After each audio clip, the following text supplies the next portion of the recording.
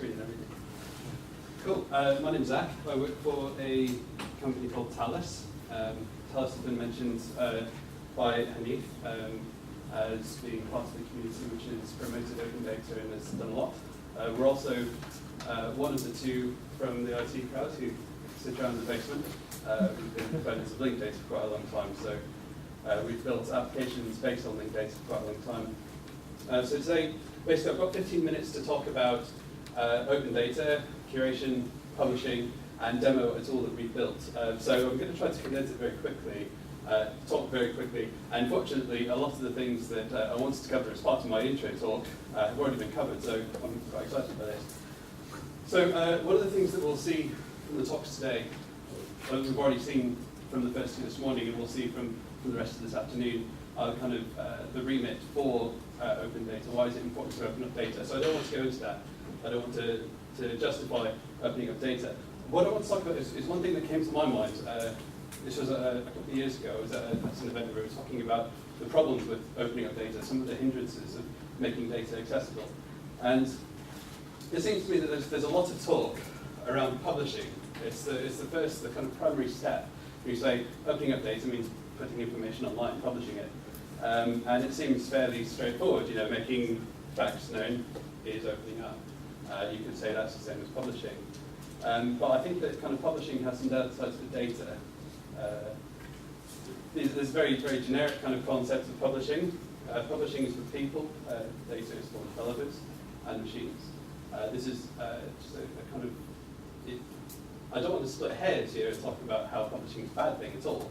But I think that our own kind of understanding of what it means to publish quite often is based on our understanding of what publishing is. You know, publishing, as we've seen, is paper reports that sit there and are dormant, whereas data is something that's live and you use query and get hold of.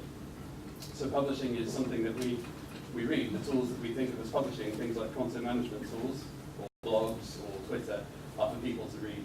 And then all the stuff that goes behind it, all the metadata around it, are for geeks and for users. There's also a lot of confusion over kind of best practice. So we talked about the stars already. So what does it mean to publish your data in a really good format? Do you want it clearly marked up as RDF in Turtle and queryable as Sparkle? I can see eyes waving over already. Do we want it to be a PDF published on the website with a link to it, and therefore it's completely unqueryable, unable to be used unless you actually download it, look at it, and then make some assessment over it yourself? Also, publishing is kind of what's up to date. So if I've published some facts and information, I've done that, it's out there, I can sit back and just be happy that I've published something.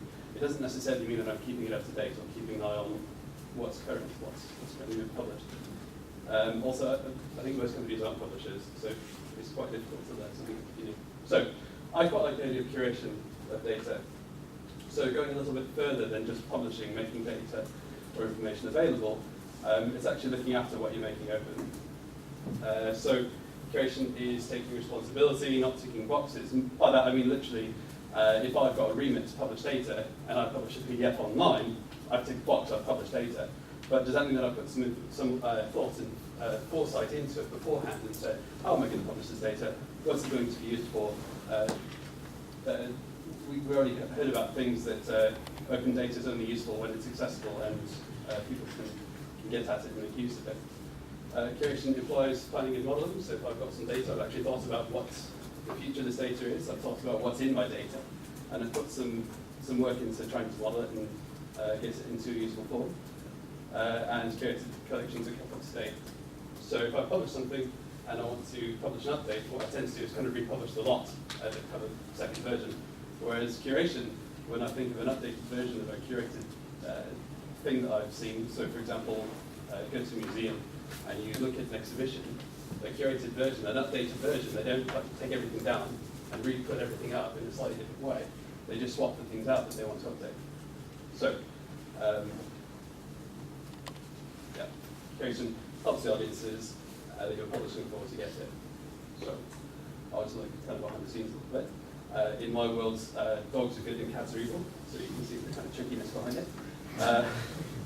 So some challenges remain. So publishing problems are relevant. All things that make it difficult to publish, that I talked about earlier and that we've already seen in some of our talks already, are still there for curation.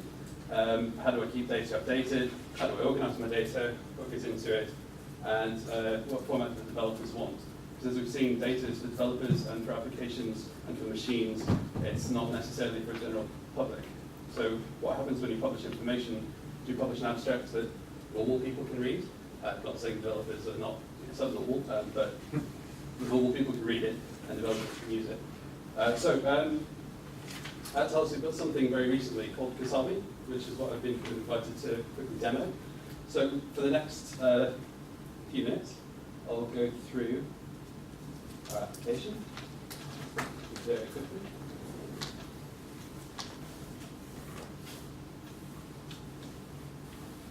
Realize I'm doing the most dangerous thing that you can do at an event, which is a live demo online.